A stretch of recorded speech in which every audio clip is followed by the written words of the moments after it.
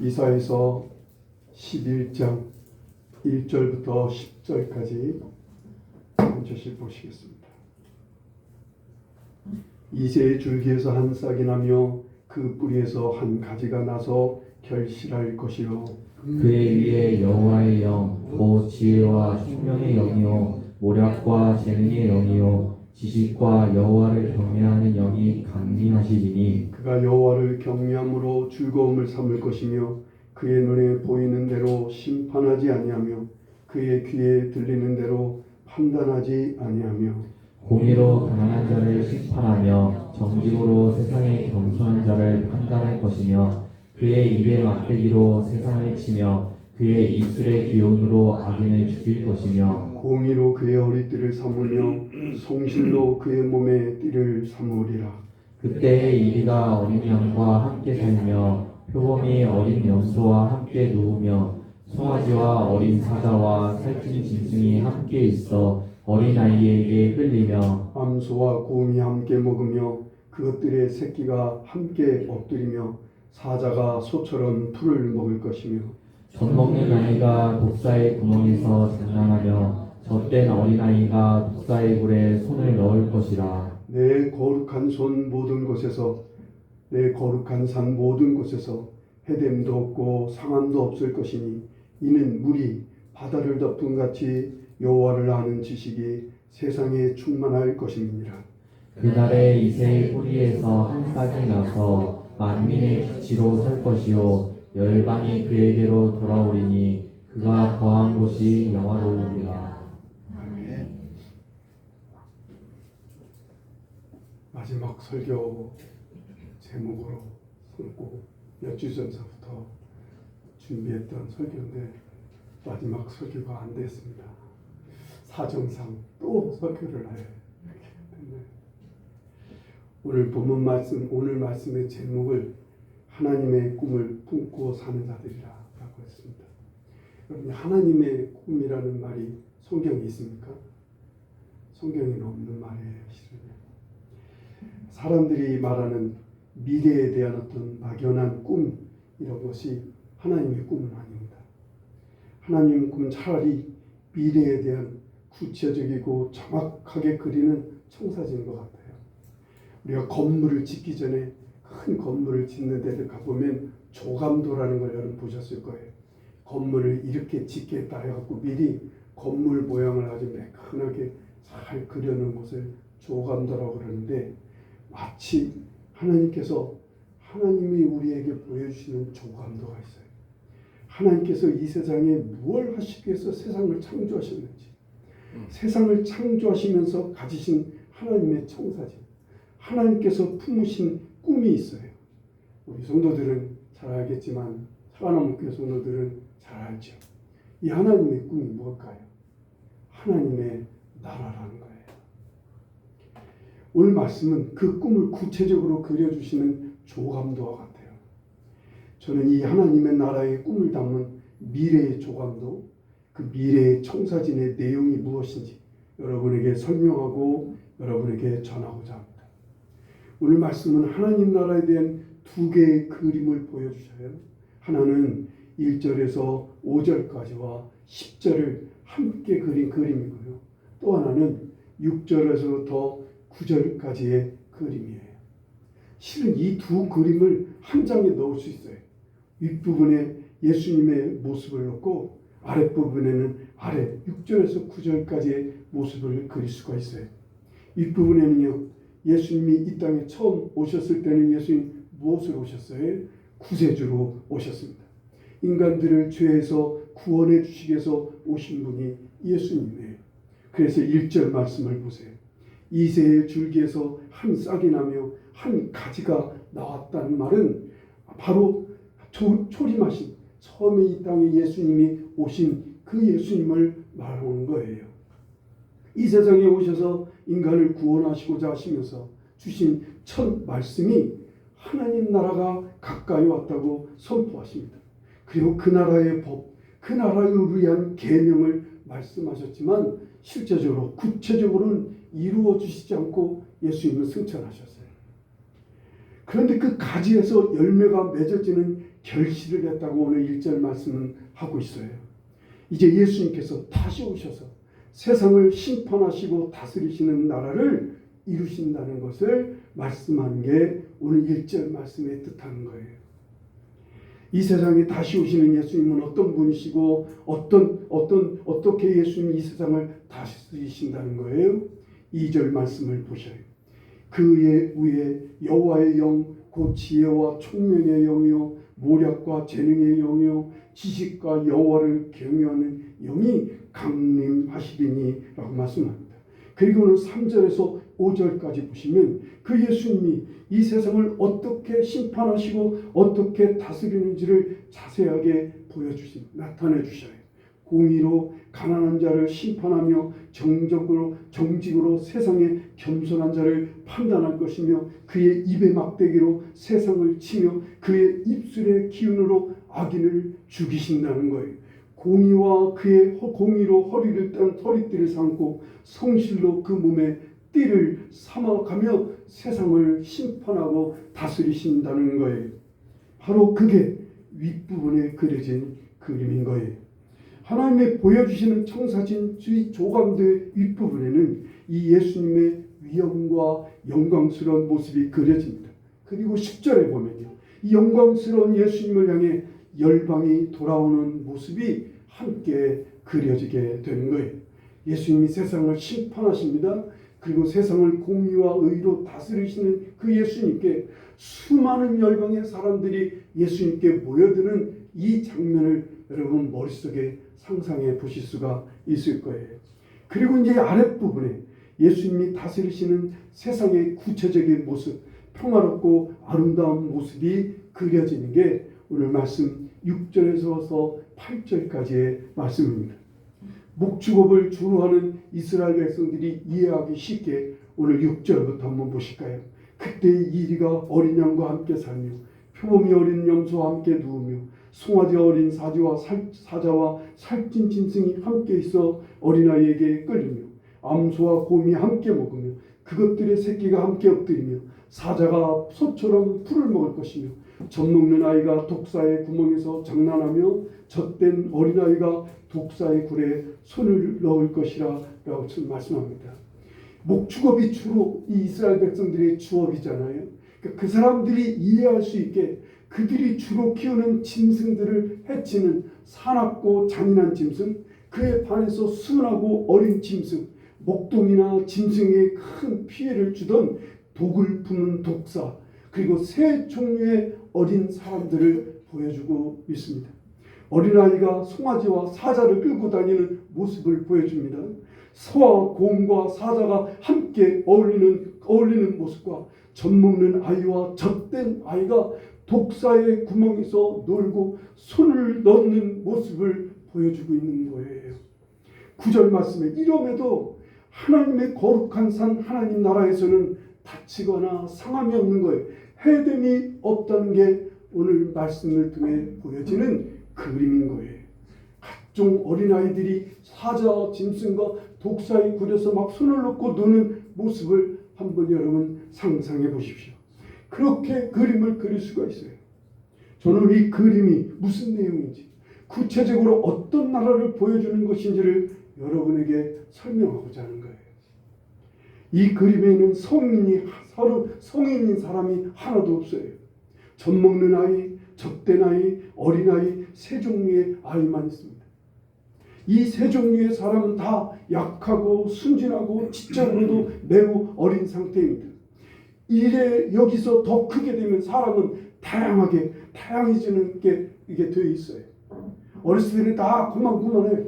어린아이들 다 예쁘고 순진하고 다 귀엽고 다 그래요. 근데 이제 조금 자라서 성인이 되면서부터 각가지의 모습을 보여주게 되는 거예요.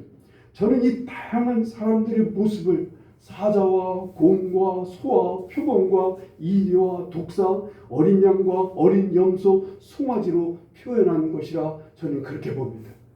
예전에는요, 사람의 피로서 사람을 네 종류로 구분했어요.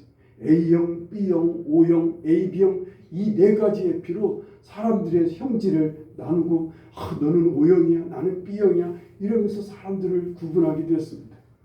초대교회 교부들은요, 사람들의 성품과 성질을 9가지로 구분하면서 그걸 애니어그램이라고 그랬어요. 사람들을 9가지의 사람으로 구분했어요. 요즘 젊은이들은요, MBTI라고 해서 16가지의 사람의 종류를 거침없이 이야기합니다. 여러분, 젊은이들하고 얘기 좀 하려면 MBTI 정도는 알고 있어야 돼. 내가 MBTI 뭔지 알고 있어야 얘기가 조금 통하는 세대가 됐어요. 어쨌든 16가지의 사람으로 구분하며 각각의 특성이 있고, 그래서 서로 다름을 인정하면서 요즘 젊은이들은 지혜롭게 교제하고 있는 것을 보게 됩니다. 하나님께서는 사람을 이렇게 구분하시지 않았을까 하는 생각이 들어요. 이렇게 오늘 말씀에 보면 사나운 사람, 아니면 뿔이 나서 들이받고 심통 부리는 사람, 아니면 순하고 착하고 연약한 사람, 아니면 약삭 빠르고 제것만 챙기는 사람, 어리석고 미련한 사람, 힘이 없고 연약한 사람, 약하고 악하고 가시가 돋친 사람, 이런 사람 등으로 표현하신 것은 아닐까 저는 이렇게 생각합니다. 제가 말했던 이 종류는 다 9가지의 사람들인 거예요. 하나님의 나라, 예수님이 다스리시는 나라는 사자 같고 곰 같고 소 같고 독사 같고 어린 양 같고 어린 염소 같은 사람들, 젖 먹고 젖대고 어린아이 같은 사람들이 함께 어울리고 함께 살아도 전혀 해됨도 상함도 없는 나라라는 거예요. 하나님께서 이루실 나라, 하나님께서 이루실 나라의 청사진, 하나님께서 반드시 이루실 꿈의 나라가 바로 이런 나라라는 것을 믿으시기 바랍니다. 머릿속에 이 나라의 모습을 상상해 보세요. 각가지의 사람들이 서로 어울리며 부딪히지 않고 서로 상처 주지 않고 서로를 챙기며 서로를 나보다 낫게 여기며 서로를 함께하며 서로 사랑함으로 아름답고 행복하게 사는 모습을 한번 상상해 보세요. 머리에 그려만 봐도 기분이 너무 좋습니다. 매우 정말 설레는 모습이기도 합니다. 흑인이든 백인이든 황인종이든 모두가 함께 어울립니다. 남녀 구분 없이 서로 사랑합니다. 행복한 세상, 이것이 바로 하나님께서 만드시고자 하시는, 이것이 하나님께서 이루시고자 하시는 하나님 나라라는 하나님 나라의 청사진이고 조감도로 꿈이라는 것이에요. 이 꿈을 갖고 오신 예수님은요, 이 땅에 오셔서 처음으로 선포하신 말씀이 뭐예요? 하나님 나라가 가까이 왔으니 회개하고 복음을 믿으라 라는 말씀입니다. 그리고는 누가복음 17장 20절에 하나님의 나라는 볼 수 있게 임하는 것이 아니요 또 여기 있다 저기 있다가도 못하리니 하나님의 나라는 너희 안에 있느니라 라고 말씀하죠.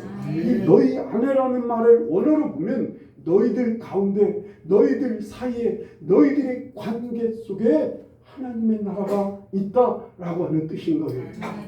우리 마음속에 있는 게 아니라 너희들의 관계 속에 있다는 거예요. 너희와 너희 사이에 말이에요. 그래서 주님은 계명을 말씀하셔요. 요한복음 15장 12절에 내 계명은 곧 내가 너희를 사랑한 것 같이 너희도 서로 사랑하라 하는 이것이니라 라고 말씀합니다. 천국은 서로 사랑하는 관계 속에 있어요. 이 온전한 하나님 나라는요, 예수님께서 다시 오셔서 세상을 심판하시고 세상을 다스릴 때 이루어질 것을 믿으시기 바라요. 그 전에 주님께서는요, 이 하나님 나라를 미리 이루고 미리 경험하고 맛보며 소망을 가지도록 할 수 있는 곳이 어디예요? 그게 바로 교회라는 곳이에요. 이 영원한 하나님 나라를 이루고 거기에 가기 전에 먼저 이 세상에 살아있을 때 하나님 나라를 경험하고 누리라고, 그래서 행복한 삶을 살다가 하나님 나라로 오라고 미리 준비하는 곳이 어디예요? 바로 교회라는 곳인 것을 믿으시기 바랍니다. 주님께서는 성령님을 보내셨어요. 성령이 성도들에게 임하시자 뭐가 이루어졌어요? 교회가 이루어졌습니다. 서로 모이고 하나님을 찬미하며 서로를 섬기고 나누고 베풀며 함께하는 천국을 미리 경험하게 하셨던 거예요. 하나님께서 우리를 죽어서 가는 천국만 꿈꾸셨다면 예수 믿는 사람들 족족 다 죽게 만드셨을 거예요. 그게 하나님의 꿈이라면, 하나님이 영원한 나라를 가는 게 하나님의 꿈이라면 예수 믿기만 하면 그 자리에서 죽여서 하나님 나라로 바로 가게 하셨을 거라고 해요. 그런데 그러시지 않아요. 하나님께서 우리가요, 예수님을 믿으면 우선은 빨리 교회로 들어가도록 이끌어가세요. 교회로 들어가서 뭐해요? 부지런히 모이게 하십니다. 그래서 하나님을 예배하며 서로 교제하며 사람을 섬기도록 이끄시는 것을 봐요. 왜요? 이 땅에서도 하나님 나라를 맛보며 행복해지기를 바라시기 때문인 거예요. 교회는 하나님 나라를 훈련하며 하나님 나라의 백성이 되어 행복을 누리며 영원한 하나님 나라로 들어가게 하는 작은 공동체의 훈련장인 것을 믿으시기 바랍니다. 그렇다면 이 하나님 나라의 훈련장인 교회는 어떻게 하나님 나라가 되어갈까요? 오늘 여기 말씀 9절을 보세요. 이는 물이 바다를 덮은 같이 여호와를 아는 지식이 세상에 충만할 것임이니라 말씀합니다. 하나님을 아는 지식이 충만해야 된다고 하시는 거예요. 긴 설명 없이 제가 바로 말씀드립니다. 하나님을 아는 지식은 누구에게 있을까요? 예수님에게만 있어요.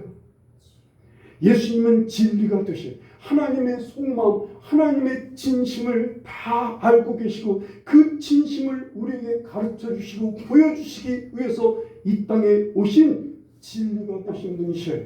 그 예수님으로 충만해져야 우리가 이 하나님 나라의 백성, 하나님 나라의 삶을 누릴 수 있다는 거예요. 여러분, 그러기 위해 우리 한 사람 한 사람이 예수님을 품는 거예요. 예수님의 마음을 품는 거예요. 빌립보서 2장 5절에 너희 안에 이 마음을 품으라 곧 그리스도 예수의 마음이니 라고 말씀합니다. 사자가 자기 이빨을 부러뜨리고 자기의 발톱을 뽐 빼는 거 이거 아닙니다. 이거 얼마나 고통스러운 일이에요. 내가 이제부터 예수 믿으니까 착한 사람 돼야지. 나는 이제 사자인데 나는 절대 짐승 안 잡아먹고 풀만 뜯어먹어야지. 그래서 내 이 날카로운 이빨부터 뽑아야 되겠어. 그래서 막 이빨 뽑느라고 애를 쓰는 성도들 많습니다. 이 안에 혹시 사자 같으신 분 있으시는 말이에요. 그래요. 독사가 독을 어떻게 버립니까? 곰은 평상시에 순하고 미련하다고 해요. 하지만 곰이 배가 고프고 성이 날 때는 그 발과 발톱은 그 어떤 것이라도 쓰러뜨리고 갈기갈기 찢어낸다고 그래요. 이 발톱과 이빨을 어떻게 뽑아낼 수 있습니까? 사람에게. 설령 그렇게 된다고 해도 그 이빨 다시 자란다고요. 그 발톱 다시 나게 되어 있다고요.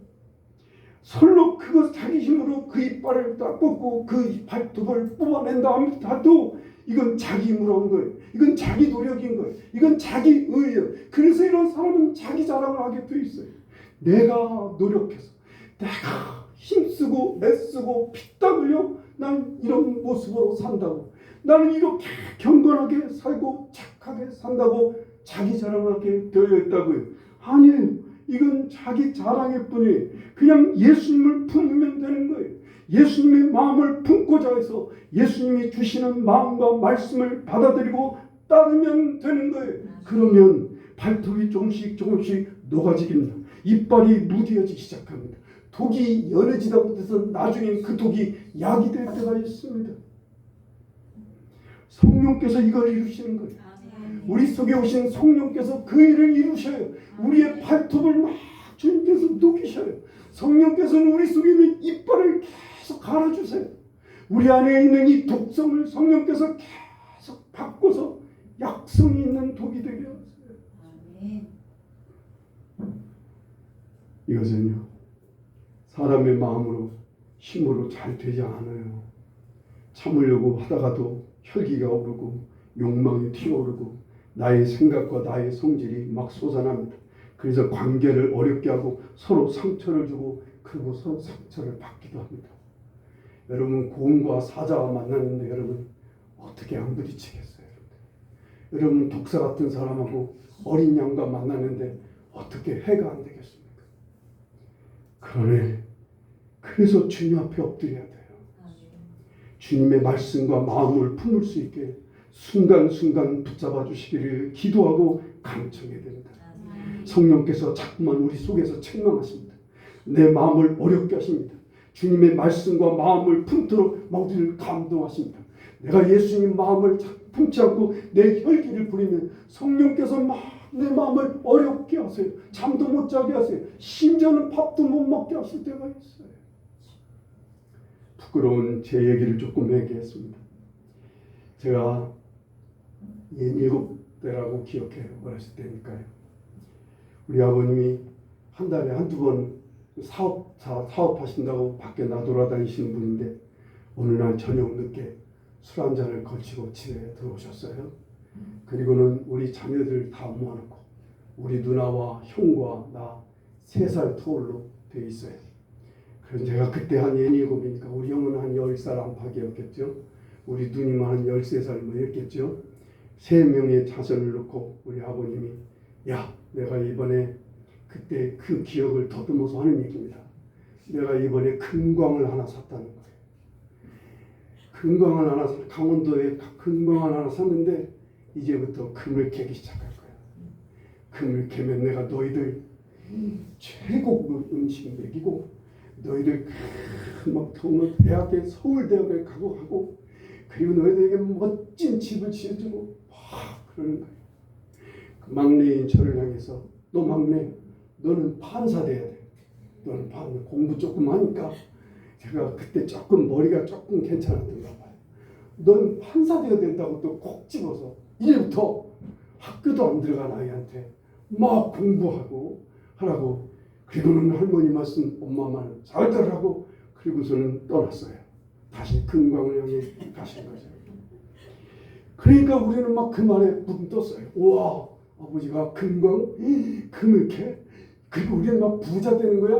그래 그러면 공부 열심히 해야지. 학교도 안 다니는 애가 공부를 하면 무슨 공부를 하겠습니까? 그 당시에는 책도 많이 없어서 그저 아무 책이나 형이 쓰던 본을 책 하나 들여놓고 계속 읽어가는 거예요. 그리고 형하고 더 사이좋게 지내야 되는데 하다 부딪히게 되잖아요. 투덕투덕 싸우다 보면 우리 누님이 핏자리 몽둥이를 딱 들고 와서 막 떠들어 패면서 아버지의 말을 상기시키는 거예요. 니들 아빠가 뭐라고 말했어? 아빠가 금 캐면 부자 돼갖고 막 큰 부자가 될 거니까 너 공부 열심히 하라고 그랬잖아. 뭐해? 그러면서 막 때려가면서 우리를 얼마나 다루쳤는지 몰라요. 얼마 못 갔어요.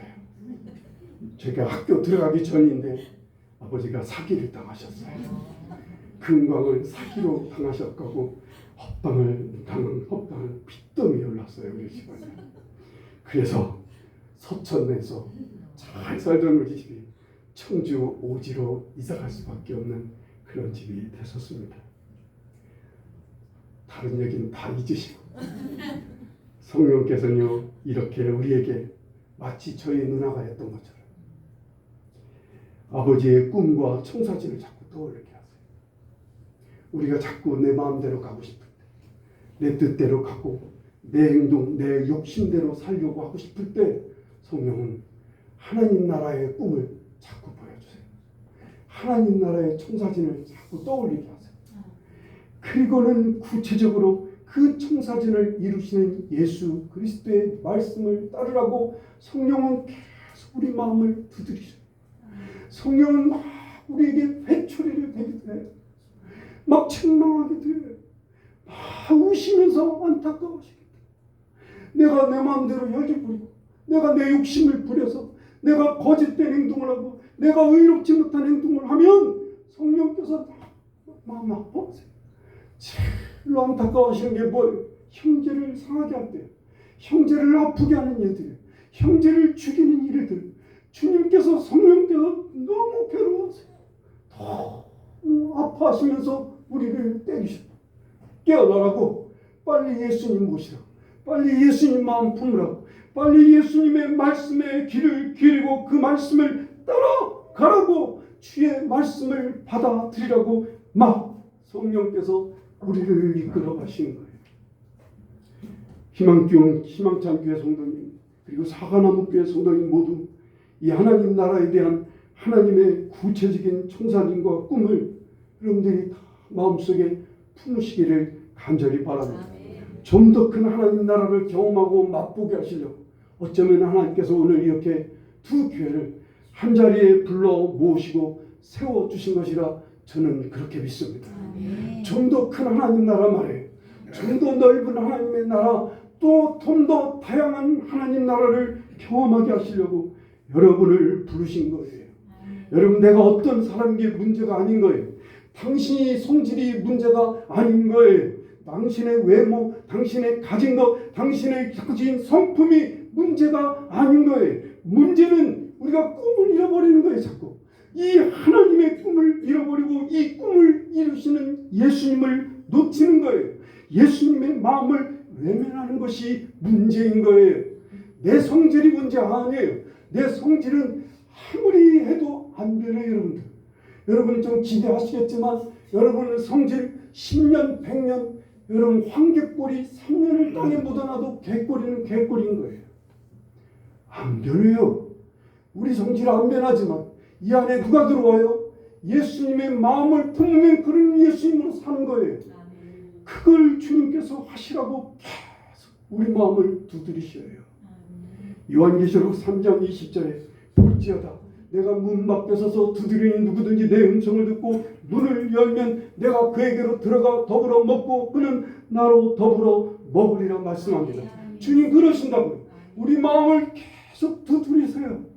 우리가 막 내 마음대로 내 뜻대로 행해서 괴롭고 슬플 때 성령께서는 그런 내게 주님을 바라보라고, 주님께 엎드리라고, 주님을 향하라고 계속 우리를 깨우칩니다. 그러면 여러분들 그때 술 먹으러 가는 거 아니에요.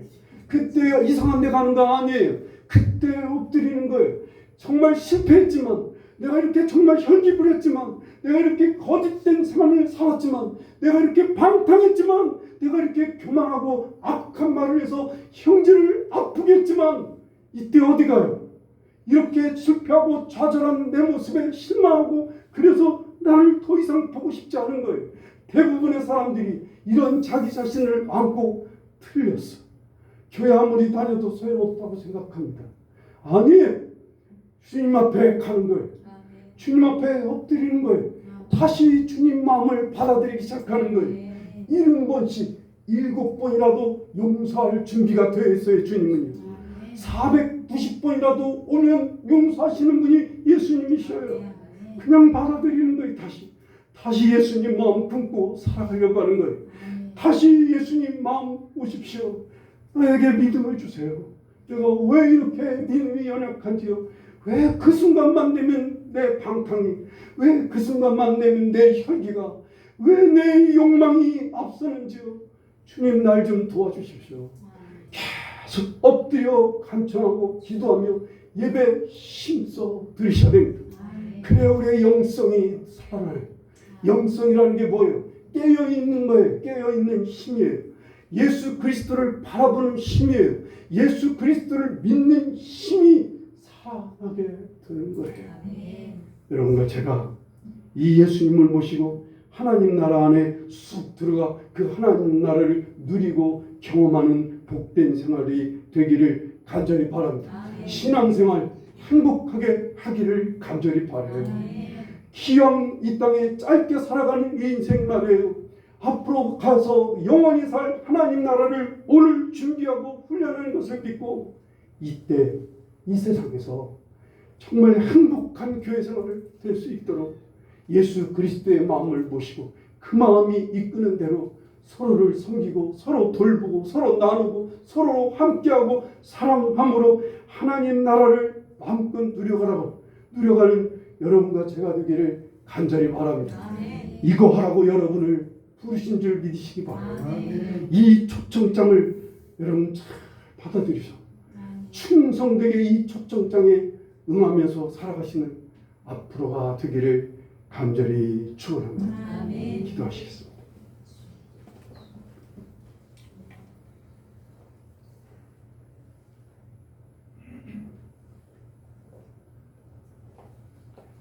우리 함께 기도하실 때 주님, 내 마음대로 내 뜻대로 살던 나를 좀 내려놓고 이제는 예수님 마음 품기를 원합니다. 나를 하나님 나라 안으로 이끌어 주십시오. 예수님만이 하나님 나라의 문이 되시고 왕이 되십니다. 내가 예수님의 다스림 안으로 들어갈 수 있게 성령이여 나를 좀 녹여주십시오. 꺾어주십시오. 나에게 믿음을 주십시오. 간절히 기도하시기를 바랍니다. 기도하시기